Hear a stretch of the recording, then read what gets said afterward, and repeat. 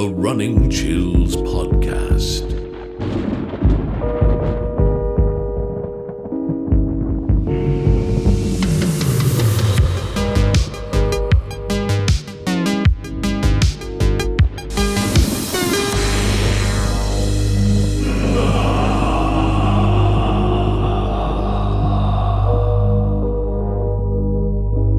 Tonight, we have a double feature. The Woman Within the Darkness and When the Fire Goes Out. But first, a word from our spirited sponsors.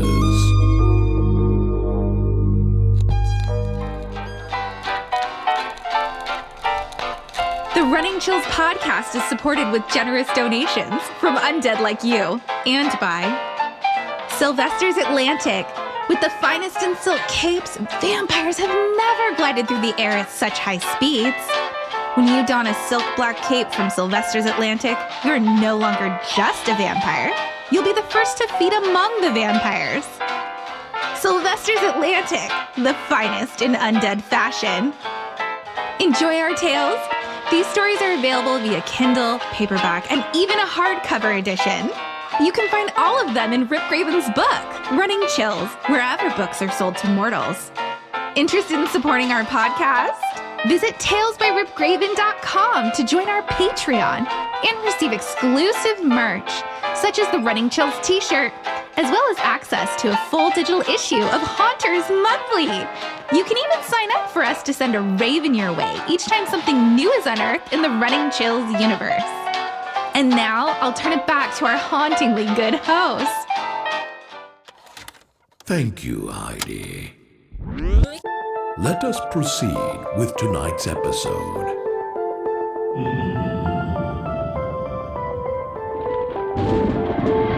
And now, The Woman Within the Darkness. It's just stress.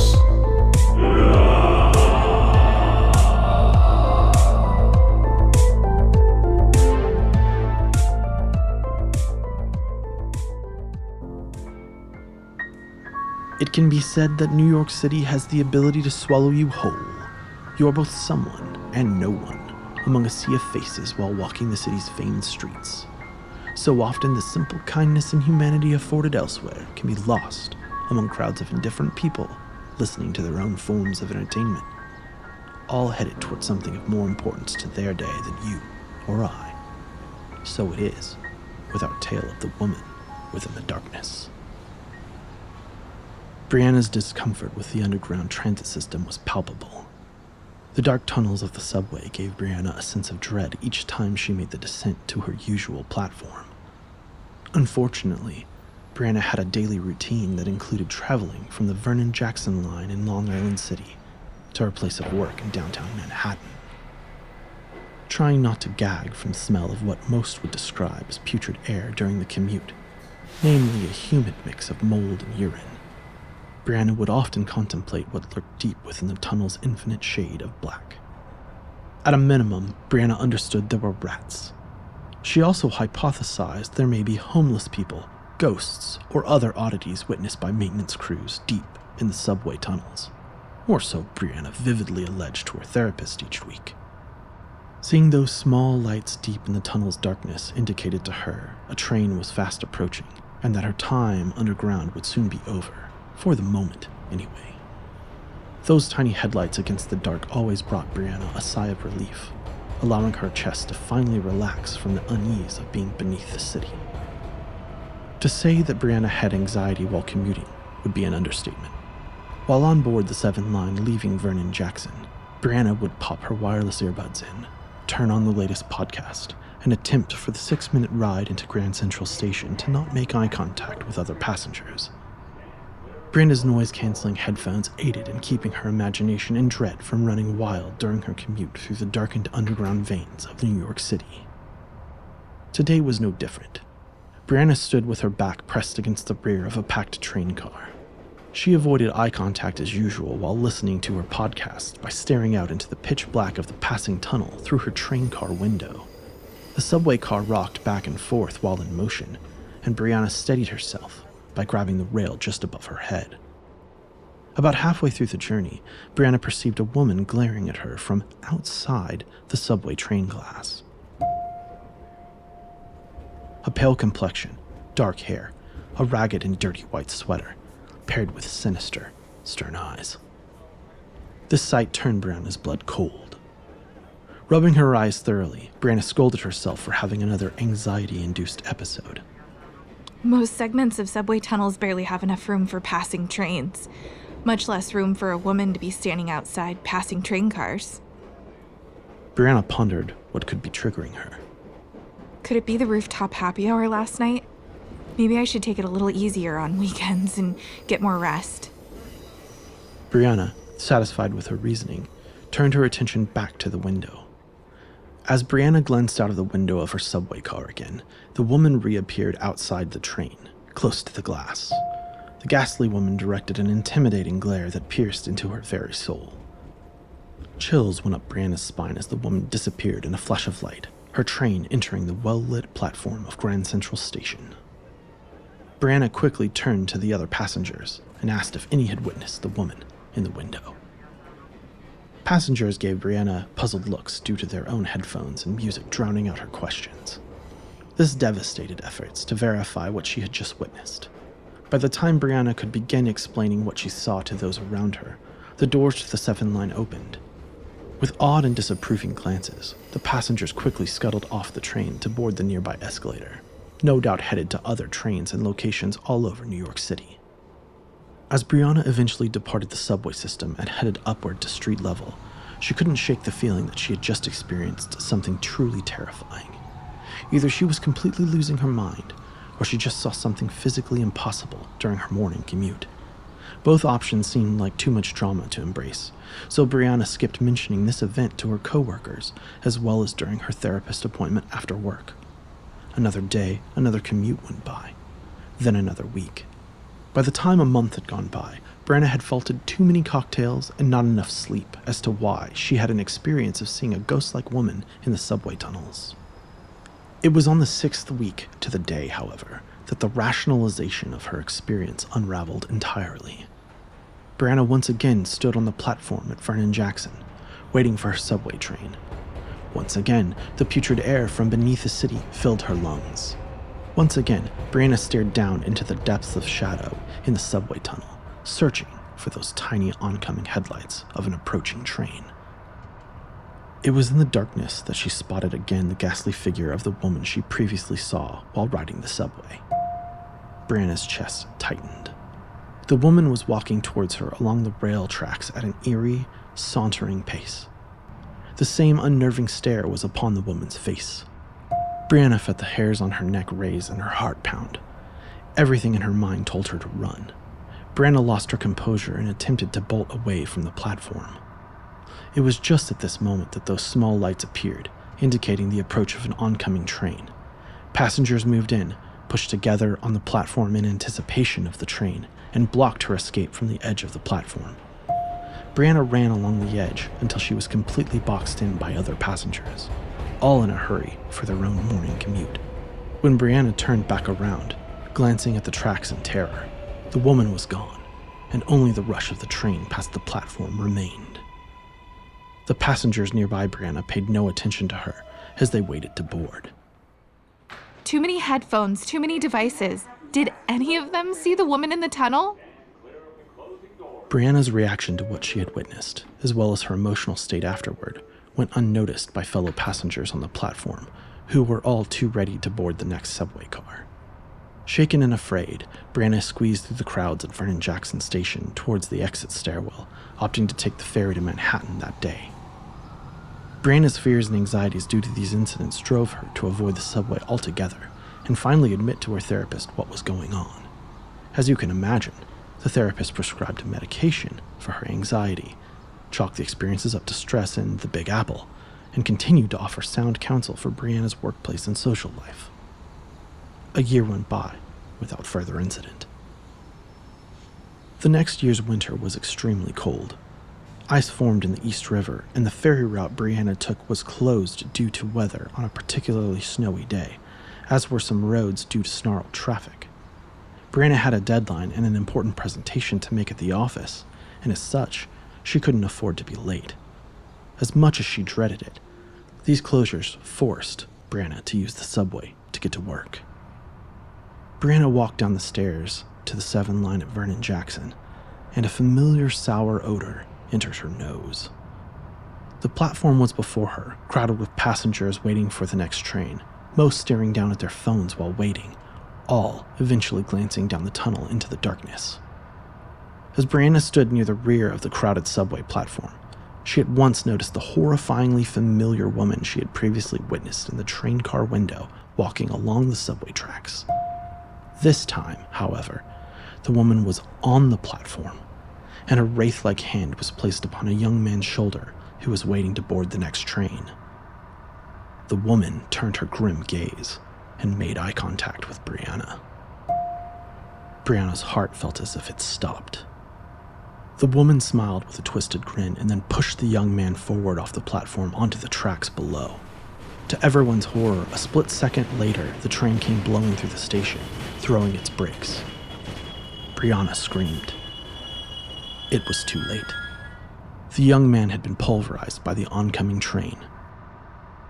While all passengers on the platform were in shock, Brianna kept her eyes on the ghastly specter of the woman. During the hustle of passengers moving around the platform in the aftermath, the woman turned and took steps forward toward Brianna, pointing at her once again as if to claim her. The woman smiled with a joy rooted in pure evil, raised the point of her index finger to her lips as if to indicate silence to Brianna's terrified tears and shouting, and then turned and disappeared into the shifting of the crowd's movement. Police arrived on the scene and took statements. Both security footage and eyewitness testimony showed the young man to have jumped, with no woman present behind him, as Brianna described in her statement. Official reports declared the incident a suicide. Brianna could not bring herself to accept that explanation. After many further therapy sessions following these events, Brianna was diagnosed by her therapist with an acute case of social anxiety, depression, and schizophrenia. Medication was prescribed, and Brianna seemed to her friends and coworkers to be doing much better after the switch to her new treatment. During the following 6 months, Brianna was said to have invested time in hanging out with friends and coworkers at rooftop restaurants, visiting her extended family back in Virginia, and even going on a date or two with a new guy at the office. Life was looking up for Brianna if you asked any friends that knew her well. Unfortunately, all that came to an end when Brianna chose to dive off the bow of the East River ferry she was using for her daily commute to Manhattan. Reports and security footage indicated her death as a suicide. There was just one tourist photo taken on the upper deck of the ferry moments before Brianna's death. It showed a woman in a ragged, dirty white sweater with her hand upon Brianna's shoulder. Neither the police, passengers, nor any of Brianna's coworkers or friends could ever identify the woman or her relation to Brianna.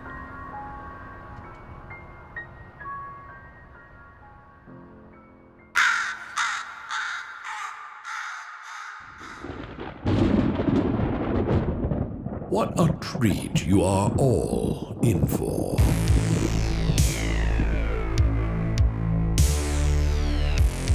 Now, when the fire goes out, one last time.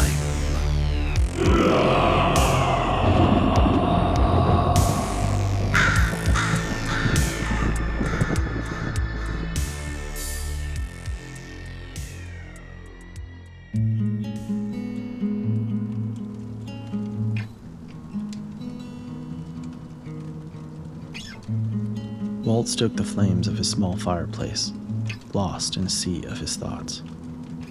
As he sat in his small wooden armchair and reflected, light from the flames danced and flickered all around his small cabin.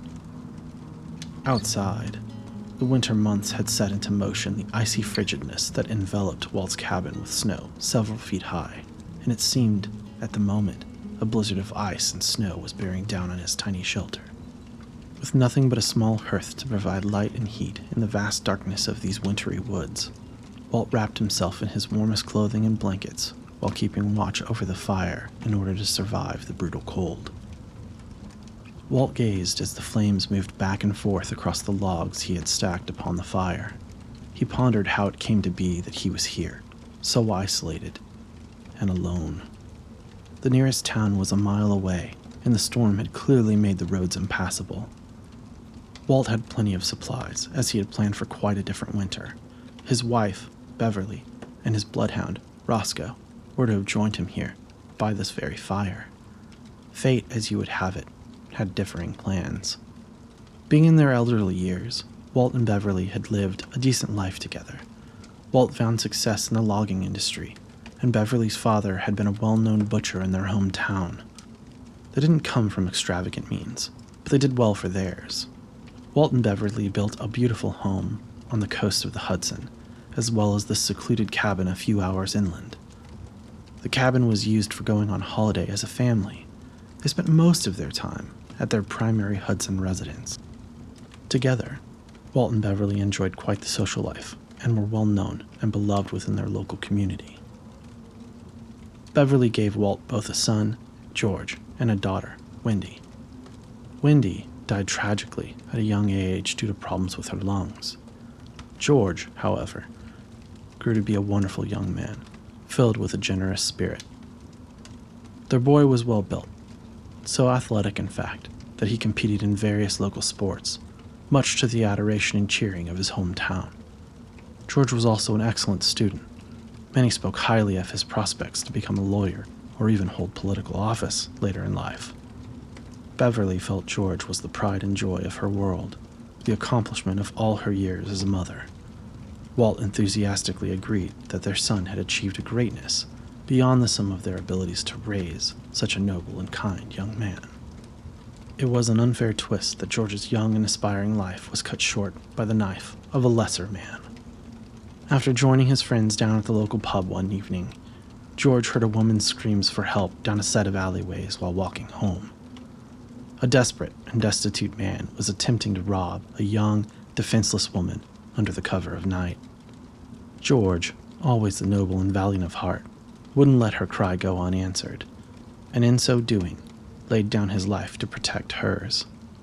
The church bells rang out that evening as news spread of a young man stabbed in an alleyway because of a heroic attempt to defend a woman in need. Walt rushed through the streets of his hometown upon hearing the news, and eventually found the bloody body of his son as the town doctor looked on and relayed the news that it was too late. Walt held George in his arms for quite some time and wept bitterly. When Walt finally returned home with the news, Beverly collapsed on their kitchen floor and was unable to be revived until the following morning due to the shock. Beverly and Walt were crushed. All their hard work in this life was seen as having been for naught. Nothing felt of any value following George's murder. Bread had lost its nourishment, meat had lost its flavor, and drink had lost its sparkle. Possessions were slowly sold off to settle outstanding debts, and Walt and his wife began to recluse from society. With only Roscoe, the family hound, and themselves for company in their elder age, the years passed by, and they were forgotten by their neighbors, friends, and community. Upon reflection of their life together, and as a last-ditch effort for happiness, Walt and Beverly decided to sell their home, move into their old cabin, and permanently leave their hometown, never to return again. The fond memories of their children laughing and playing in the small stream by the family cabin seized on their hearts, and they chose to make better of it by spending their declining years in the solitude of nature and their memories. But it wasn't always to be. After a short, delightful remainder of the summer that year, fall set in, and Beverly caught fever. The speed at which the fever took her shook Walt to the core. In a matter of days, he lost the love of his life. In but a few more, he was to lose Roscoe as well. While out gathering wood, Roscoe was set upon by wild wolves, who fatally injured the poor hound. Walt spent the days prior to the onset of winter grieving the loss of his wife, while slowly watching the life slip from his loyal companion Roscoe. When Roscoe, after a few days of agony and refusing food, stirred no more, Walt knew in his heart the bitter truth. He was, in this moment, all alone in the world.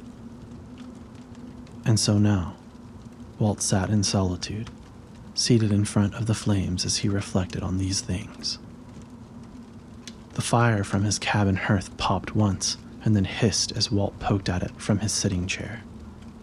Embers floated from the source of the sound to the area just in front of his feet and slowly faded away.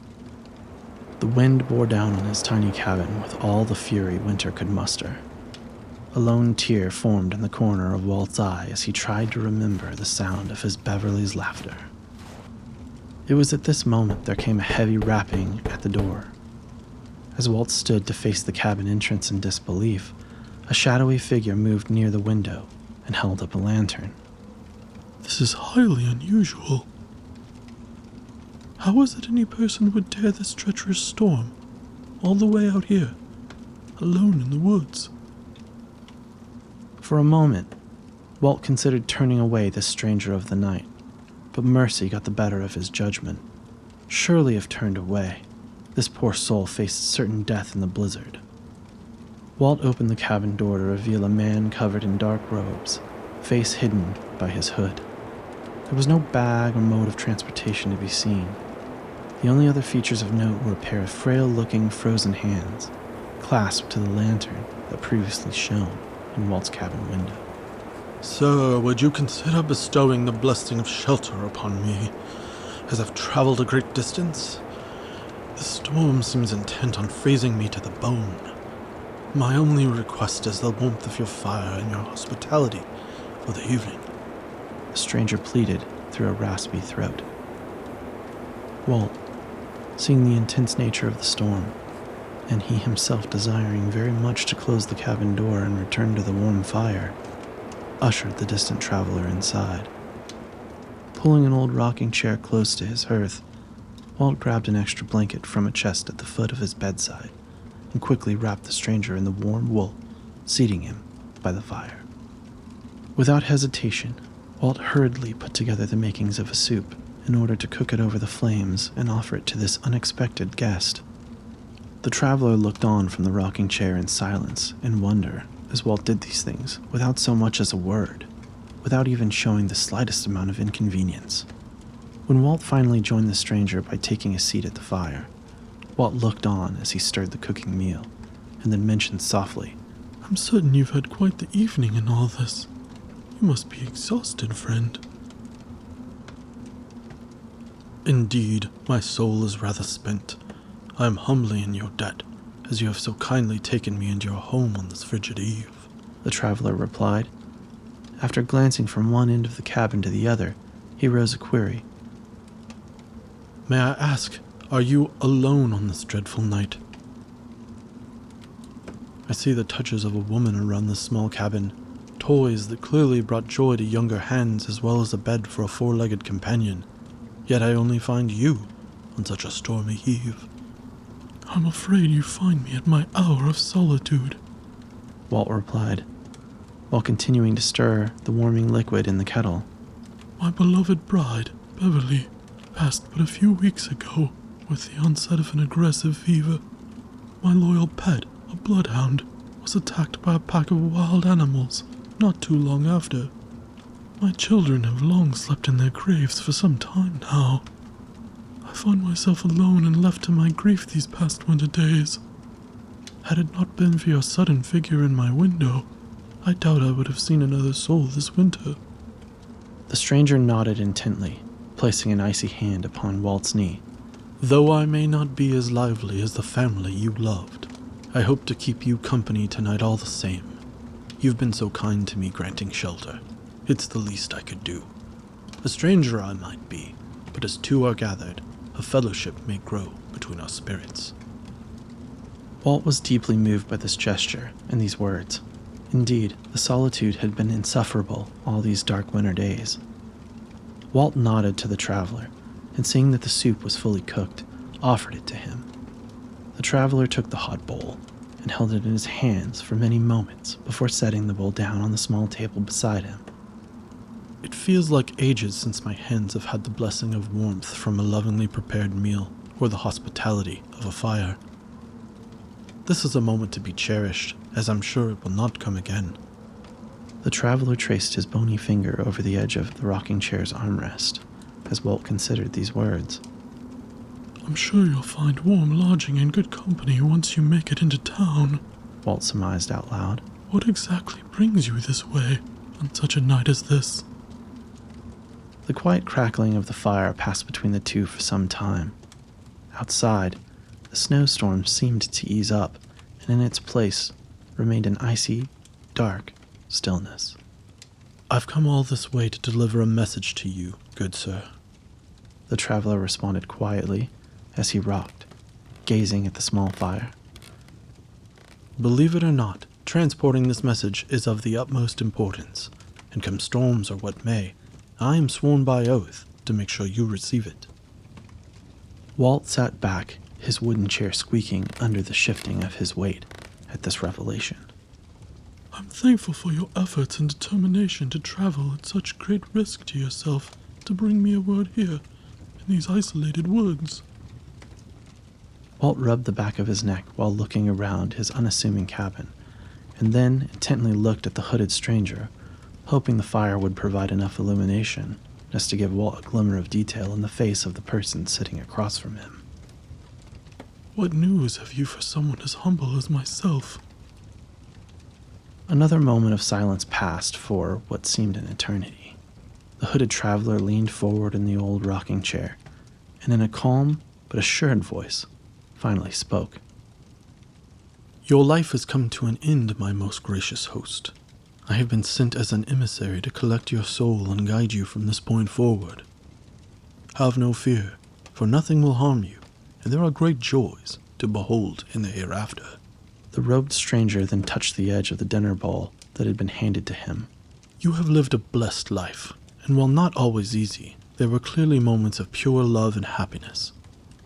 A life filled with such beauty requires the dignified honor of companionship for the next leg of your journey. Your soul is pure good, sir. There is no fault those of us onlooking can find in your life. You consistently have given yourself to others. Even tonight, to a stranger of the dark, you provided the warmest of cloth and meals.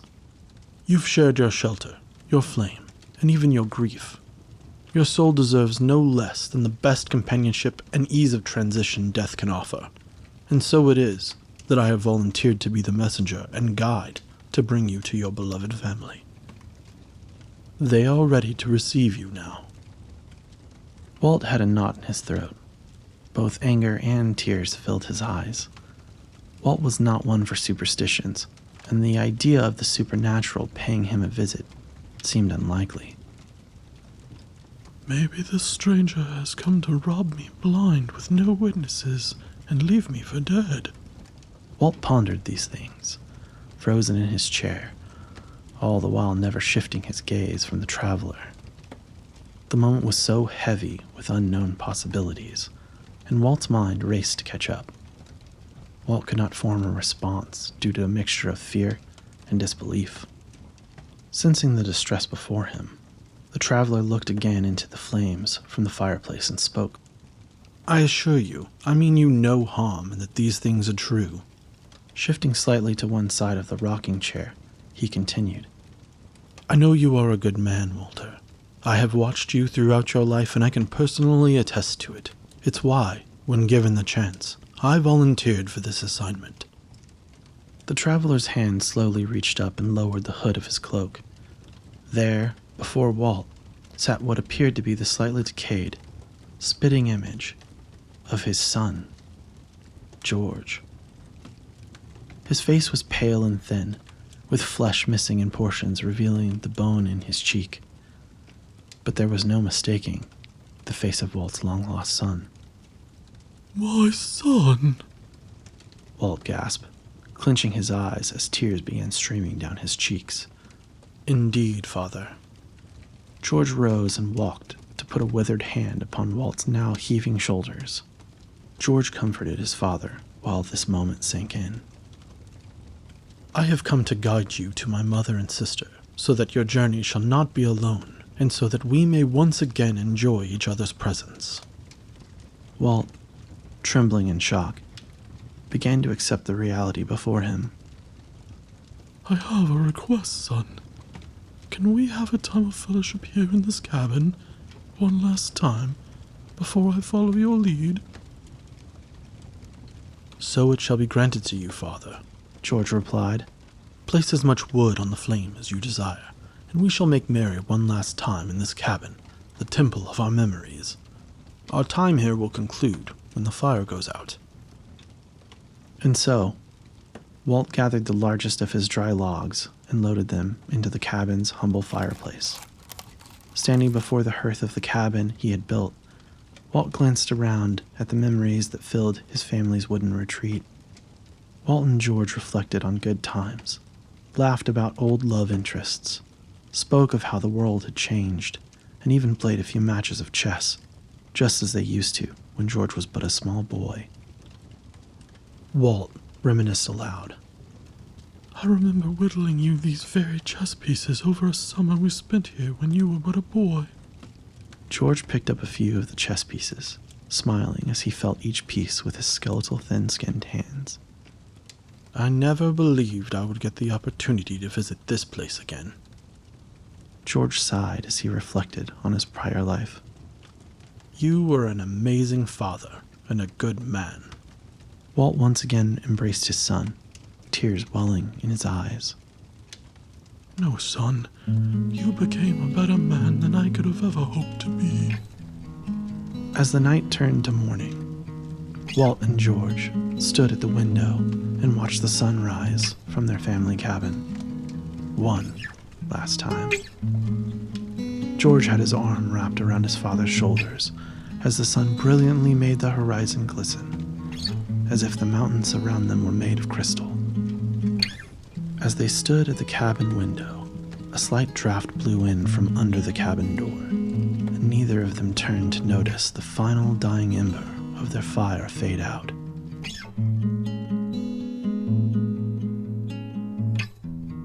It wouldn't be until months later that locals would happen upon Walt's cabin the next spring. When a hiker finally stumbled upon the cabin, they found Walter's body sitting in his wooden chair near the hearth of his cabin. A kettle was hanging in the fireplace where once a meal was cooked.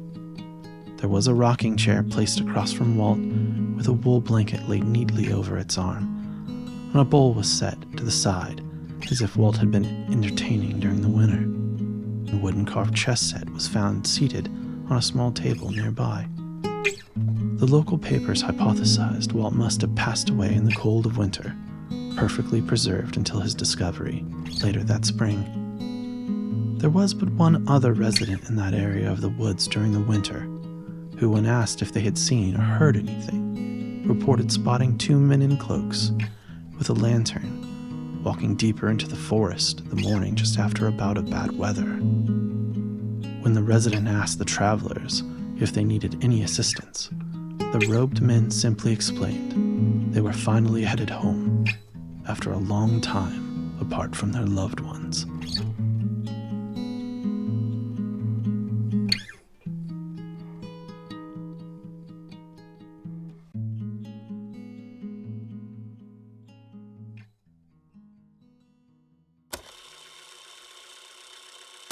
Just dying to read more?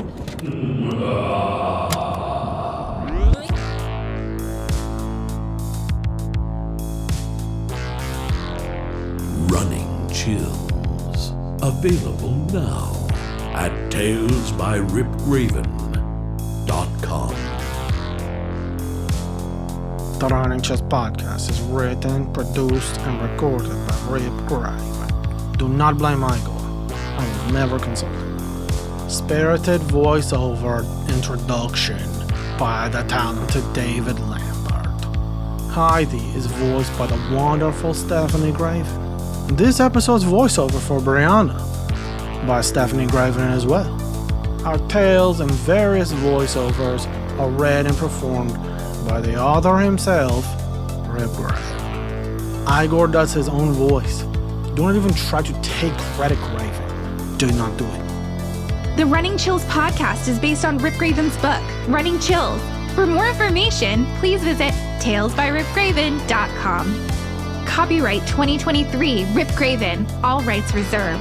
Reproduction of these stories or use of our tales without express permission in any manner is prohibited. We see you next month with another episode. Maybe. Thank you for listening.